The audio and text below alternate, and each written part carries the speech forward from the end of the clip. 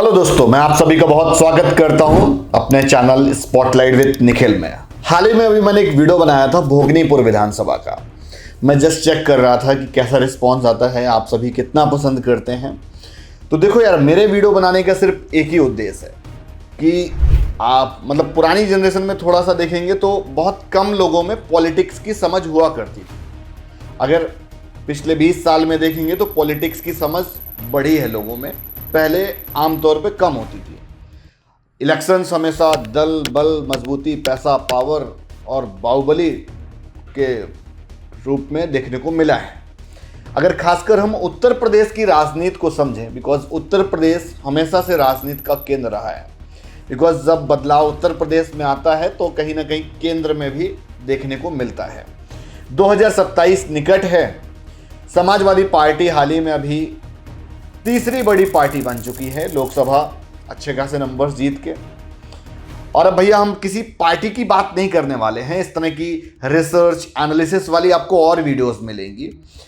मुझे यार कोई चुनाव नहीं लड़ना है, बहुत सारे लोग कमेंट कर रहे थे। Basically this is our profession, तो हम इस पर बहुत फेयर तरीके से अपना कंटेंट रखने वाले हैं, इसलिए मुझे किसी भी चीज़ से आप कनेक्ट मत करिएगा। हाँ, अगर आपका कोई सजेशन है तो आप मुझे ज़रूर एक मित्र के तौर पे कमेंट करके बताइएगा। मेरा सिर्फ एक ही उद्देश्य है कि सोसाइटी में ज़्यादा से ज़्यादा लोग अवेयर हों, राजनीति की समझ बढ़े, सोच बढ़े, और जब अच्छे लोग राजनीति में आएंगे तो एक अच्छे उत्तर प्रदेश और एक अच्छे भारत की आप कल्पना कर सकते हैं। मन में सबसे हलचल का विषय यह है कि 27 निकट है, तो 27 का सीएम कौन? अखिलेश जी या योगी जी? दो ही मेरे रेस है। और एक उससे भी ज्यादा संशय का विषय यह है कि भैया जेनजीज बड़ा हावी है। जेनजीज बहुत सारे अदर कंट्रीज में भी कुछ ना कुछ नया कर दिखाते हैं।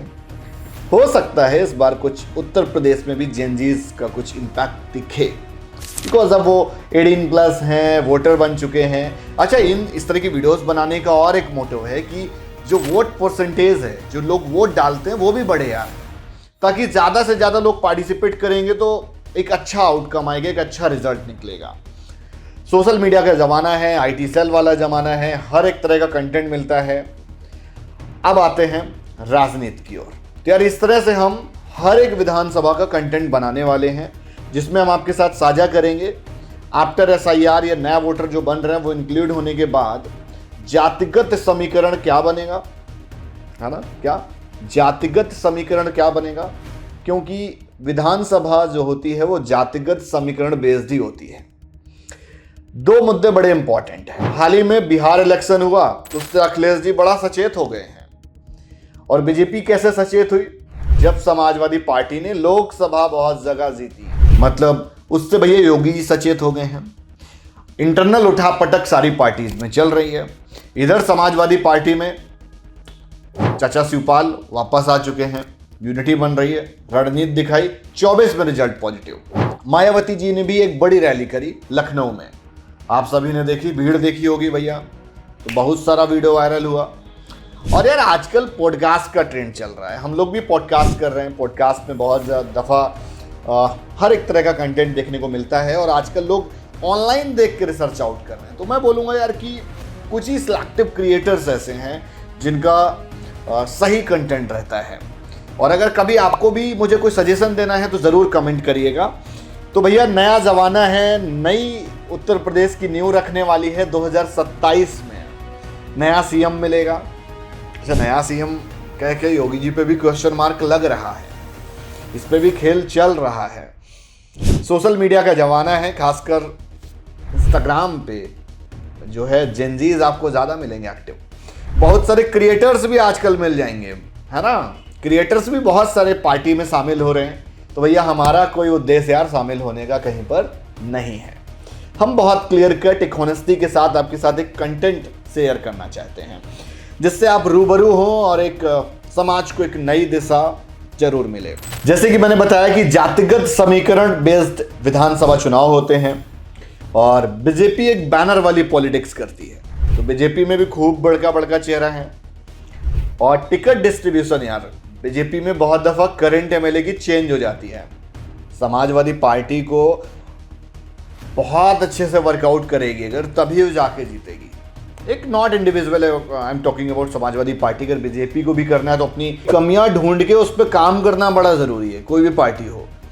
तो भैया हम एक दूसरे की कमियां निकालते रहते हैं, हम ऑनलाइन देखते हैं, और बाकी आपको जो मीडिया चैनल्स हैं, बड़े बड़े मीडिया चैनल्स हैं, उनका आपको मालूम है, इस तरह के आपको इंटरनल फैक्ट्स, छोटे छोटे फैक्ट्स नहीं मिलेंगे। हम आपके साथ वही साझा करेंगे जो ग्राउंड रियलिटी होगी। आप कोई भी फैक्ट आपको गलत लगता है, आप मुझे ज़रूर बताइएगा। तो आज आते हैं भैया 2022 का उत्तर प्रदेश कैसा था, थोड़ा सा आपके साथ शेयर कर लेते हैं। बीजेपी 258 सीट पे थी, अपना दल 13 सीट जीती है, आरएलडी 9 सीट जीती, सोहेल देव पार्टी जो थी 6 सीट जीती, निषाद पार्टी 5 सीट जीती, इंडिपेंडेंट 3 लोग थे। इस तरह से 294 इनके बनते हैं। समाजवादी पार्टी 101, कांग्रेस 2, इस तरह से 103। बसपा 1 सीट जीती थी, जनसत्ता दल राजा भैया वाली पार्टी 2 सीटें जीती थी, अभी 3 सीटें खाली हैं, उन पे आई थिंक उपचुनाव होने हैं। सुनने में आ रहा है कि भैया जो चंद्रशेखर जी की जो पार्टी है आज़ाद समाज पार्टी, वो भी इस बार बढ़िया अच्छे खासे सीट पे लड़ेगी, क्योंकि लोकसभा वो भी जीत गए हैं। तो कोई भी जीते तो भाई उससे उत्साह बढ़ता है, उससे कॉन्फिडेंस बढ़ता है। अच्छा, हर एक का वोट बैंक है। एक आपकी AIMIM पार्टी है, किसकी, ओवैसी साहब की, तो वो भी अपना इम्पैक्ट दिखाना चाह रहे हैं। वो भी अभी 5-6 सीट इधर बिहार में जीत गए हैं, उनको हिस्सेदारी नहीं मिली महागठबंधन में, नया खेला हो गया। तो राजनीति इसी को कहते हैं यार। तो बहुत सारी पार्टीज़ हैं, कुछ के हम नाम भूल भी रहे होंगे, जो इस बार अपना एक नए रूप में आएंगी, बहुत सारे लोग मिलेंगे। अच्छा, 2 पॉइंट बड़े इंपॉर्टेंट हैं।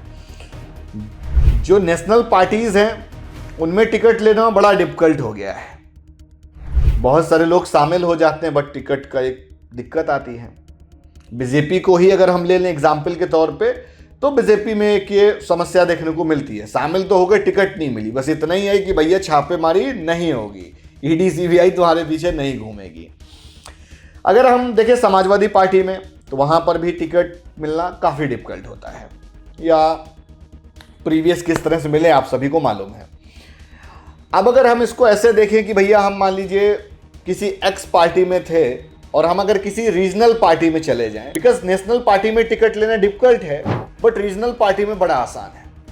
अब एक एग्जाम्पल के तौर पे ले लें, कोई भी पार्टी है, मान लीजिए पिछली दफ़ा 10 सीट पे इलेक्शन लड़ी थी, वो रीजनल पार्टी है, 10 सीट पे लड़ी थी, इस बार वो 15 की डिमांड करेगी, तो उसमें आपको भी टिकट मिल जाएगी। तो जो रीजनल पार्टीज हैं उनका स्पेस बढ़ेगा, ये मेरा प्रेडिक्शन है। जो हमारी प्रेडिक्शन होगी उसको हम खुल के रखेंगे, और एक नए उत्तर प्रदेश का रूप हमको 2027 में ज़रूर देखने को मिलेगा, क्योंकि भैया SIR हो चुका है, लोगों का माइंडसेट बदल चुका है, चीज़ों में काफ़ी बदलाव देखने को मिलेगा। और 2-3 स्लोगन चल रहे हैं, समाजवादी पार्टी का PDA चल रहा है ना, और उधर मोदी की गारंटी डगमगा गई थी, आप सभी को मालूम है, और उधर बिहार में भी खेल चल रहा है ना। तो भैया जो राम को लाए हैं हम उनको लाएंगे, वो तो आ गए और राम भी आ गए। अब किस पे टारगेट है, कृष्ण जन्मभूमि का। तो भाई योगी जी कुछ ना कुछ नया छोड़ेंगे।